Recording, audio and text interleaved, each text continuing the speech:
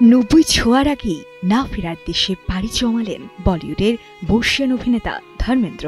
সোমবার দুপুরে মুম্বাইয়ে নিজ বাসাতেই শেষ নিঃশ্বাস ত্যাগ করেন তিনি। দীর্ঘদিন ধরে শ্বাসকষ্টজনিত জটিলতায় ভুগছিলেন এই সুপারস্টার। চলতি মাসের শুরুতে ব্রিচ ক্যান্ডি হাসপাতালে ভর্তি হলেও কিছুটা সেরে উঠে ফিরেছিলেন বাড়িতে, কিন্তু শেষ পর্যন্ত চোখের জলে ভাসালেন প্রিয় মানুষদের।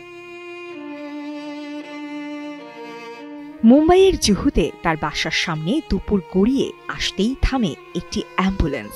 মুহূর্তেই নেমে আসে উৎকণ্ঠা। পরে এশা দেওল ও হেমা মালিনীকে কড়া নিরাপত্তায় যেতে দেখা যায় পবন সিং শ্মশানে। পরিবারের সঙ্গে উপস্থিত ছিলেন সানি দেওল, ববি দেওল, অমিতাভ বচ্চন, অভিষেক, আমির খান, সালমান খান সহ অনেক তারকা।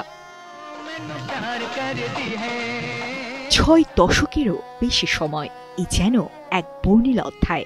বলিউডের সোনালী যুগে যখন প্রেম মানেই কবিতা, নায়ক মানেই আভিজাত্যের প্রতীক, তখনই আবির্ভাব হয় ধর্মেন্দ্রর। একমাত্র স্মার্ট সিটি বসুন্ধরা, আধুনিকতায় এক ধাপ এগিয়ে।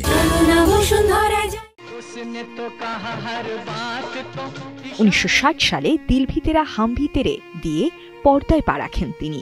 তারপর শুরু হয় এক অনবদ্য যাত্রা। 300-র বেশি ছবিতে অভিনয় এবং প্রতিটিতেই নিজের সিগনেচার স্টাইল রেখে যাওয়া। শোলেতে বীরুর চরিত্রে তার হাসি, আকর্ষণ, শক্তি সব মিলিয়েই জন্ম দেয় এক কাল্ট আইকন। পাশাপাশি ফুল অর পাথর, সীতা অর গীতা, চুপ চুপকে, ধরমবীর সব ছবিতেই তিনি অমলিন। শক্তিশালী পর্দা উপস্থিতি আর সহজ সরল ব্যক্তিত্বের জন্যই বিশ্বজুড়ে পেয়েছিলেন লাখো ভক্তের ভালোবাসা। 1997 সালে ফিল্মফেয়ার লাইভ অ্যাচিভমেন্ট অ্যাওয়ার্ডস এবং 2012 সালে পদ্মভূষণ একজন শিল্পীর প্রাপ্য স্বীকৃতি এসেছিল তার হাতে। শেষবার তাকে দেখা গিয়েছিল 2024 সালের ছবি তেরে বাতোঁ মে ऐसा উলঝা জিয়াতে। ব্যক্তিজীবনে দুটি সংসার, হেমা মালিনী ও তাদের কন্যা এশা দেওল, আর প্রথম স্ত্রী প্রকাশ করের সন্তান সানি, ববি, বিজেতা এবং অজিতা। সবাই আজ শোকাহত, স্তব্ধ।